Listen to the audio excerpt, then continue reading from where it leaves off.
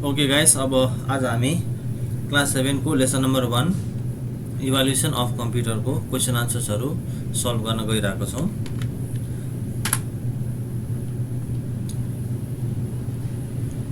So सबैभन्दा पहिला हामी यो लेसन को fill in the blanks solve गर्न जाँदै छौं। फिल इन द ब्ल्याङ्क्स अब सबैले आफ्नो किताबमा हेर्ने है, फिल इन द ब्ल्याङ्क्स आफ्नो किताबमा हेर्ने, त्यसको आन्सर्सहरु म लेखिदिन्छु यसमा, ठीक छ। जस्तै फर्स्ट लेसन को नाम के छ हाम्रो यसमा, इभोल्युसन अफ कम्प्युटर भन्ने छ फर्स्ट लेसन, ठीक छ। ल ठीक छ, अब इभोल्युसन अफ कम्प्युटर भित्रमा हामी पहिला 1 नम्बर को ए को आन्सर हामी लेख्न गइरहेका छौं। ए नम्बर को आन्सर छ एबाकस, ठीक छ। त्यसपछि हामी बी नम्बर मा जान्छौं। बी नम्बर मा हाम्रो आन्सर छ,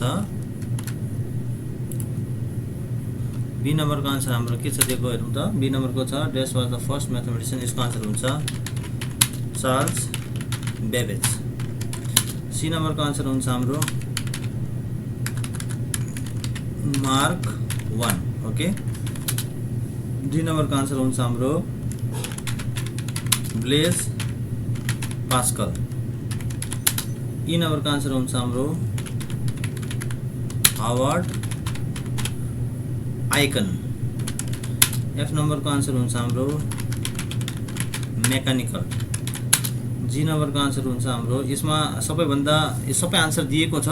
हामीले के गर्नुपर्छ यसमा भने analogue computing devices are programmed for measuring, लास्टमा चाहिँ फिजिकल क्वान्टिटिजमा ड्यास लाउने है, त्यहाँ गएर फिजिकल क्वान्टिटिज भनेर लेख्ने। एस नम्बर को आन्सर छ DISCRET, डिस्क्रिट छ, ठीक छ। यसरी हाम्रो 1 नम्बर को आन्सर सकिन्छ। और 2 नम्बर को हामी ट्रू र फल्स मा जान्छौं। फर्स्ट हाम्रो छ ट्रू, सेकेन्ड छ हाम्रो बी नम्बर पनि ट्रू छ,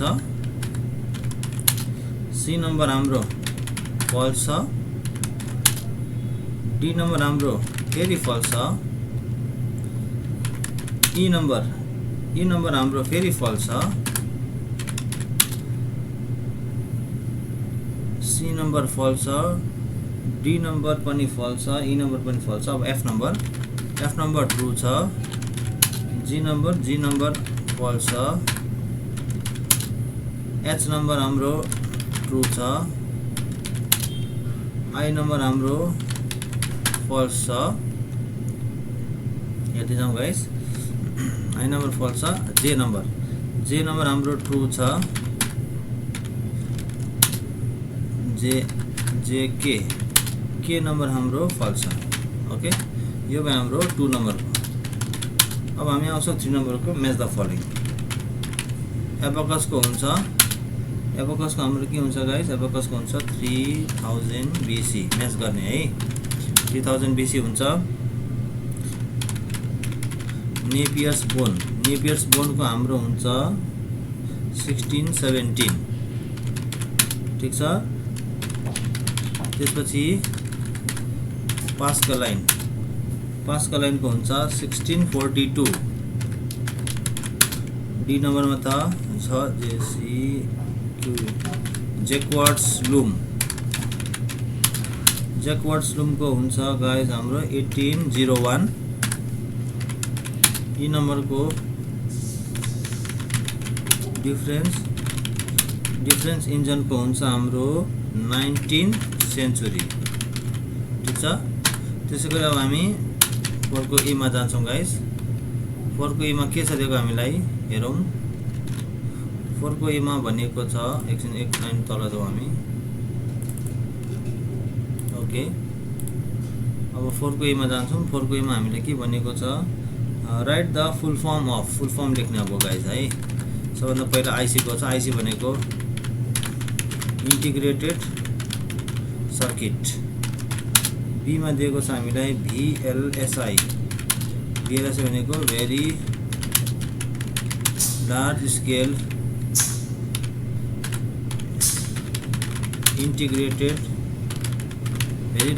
इन्टिग्रेटेड सर्किट्स, ओके। सी नम्बरमा छ हाम्रो ULSI। ULSI भनेको ultra large scale integrated circuits, very large scale integrated circuits. अब फेरि डी नम्बरमा छ CAM भनेको कम्प्युटर एडेड म्यानुफ्याक्चरिङ। अब ई नम्बरमा छ हाम्रो AI सबैलाई थाहा छ, आर्टिफिसियल INTELLIGENC इन्टेलिजेन्स। ओके, अब हामी 5 नम्बरको आन्सर लेख्छौँ। ए नम्बरको 5 नम्बरको एमा के छ, यसको आन्सर हुन्छ, ए को आन्सर हुन्छ हाम्रो कति, कुन अप्सन हुन्छ यसको, थर्ड अप्सन ठिक हुन्छ। थर्ड अप्सन के छ हाम्रो, थर्ड जेनेरेसन कम्प्युटर, यो ठिक हुन्छ ए को। बी नम्बरको हाम्रो आई नम्बरको आन्सर ठिक हुन्छ। आई नम्बरमा के छ हाम्रो IC। ओके, अब हामी सीमा जान्छौँ। सीमा हाम्रो III भएको बाइनेरी डिजिट्स भन्ने अप्सन ठिक हुन्छ। अब डीमा भएको II भएको सेकेन्ड वाला VACUM भ्याक्युम ट्युब्स भन्ने अप्सन ठिक हुन्छ। ईमा हाम्रो फर्स्ट वाला एसेम्ब्ली ल्याङ्ग्वेज भन्ने ठिक हुन्छ। एफमा हाम्रो फेरि फर्स्टको हाम्रो चार्ज ब्याबेज भन्ने ठिक हुन्छ। जीमा हाम्रो II भएको सेकेन्ड वाला हाइब्रिड कम्प्युटिङ डिभाइस भन्ने ठिक हुन्छ। एचमा III वाला थर्डमा भएको ANALOG analogue digital computing device भन्ने ठिक हुन्छ।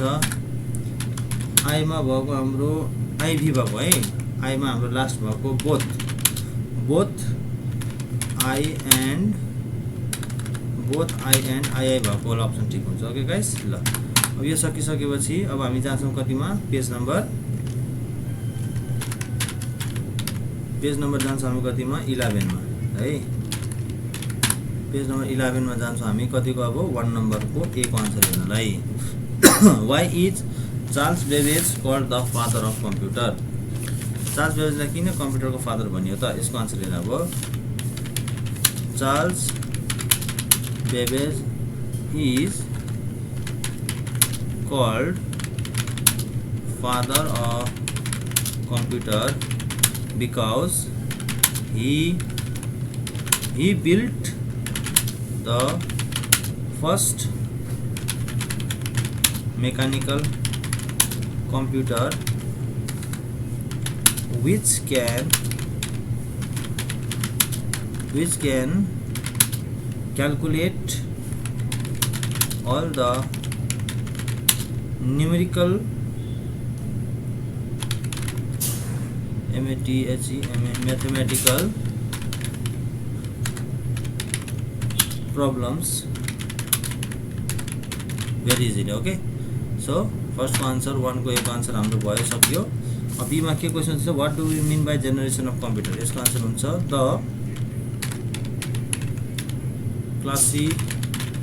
The classification of computers according to the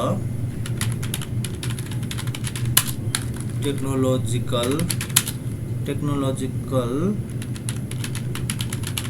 advancement of processors is called generation of computers। अब हामी सी नम्बरमा जान्छौँ गाइस। सी नम्बरको क्वेसन छ, what do you mean by analogue computing device. Okay, the devices which represent and store data in continuously varying physical quantities such as current, voltage, temperature, etc.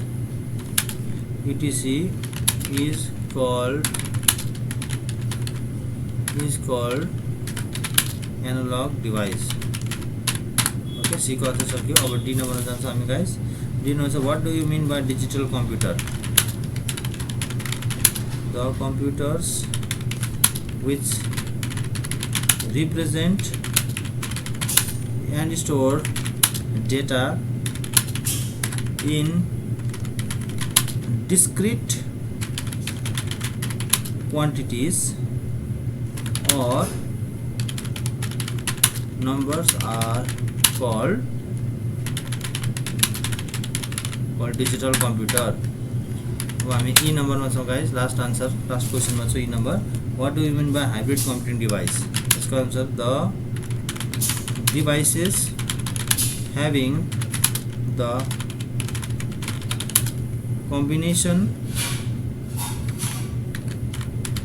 combination feature of both analog and digital computer are called hybrid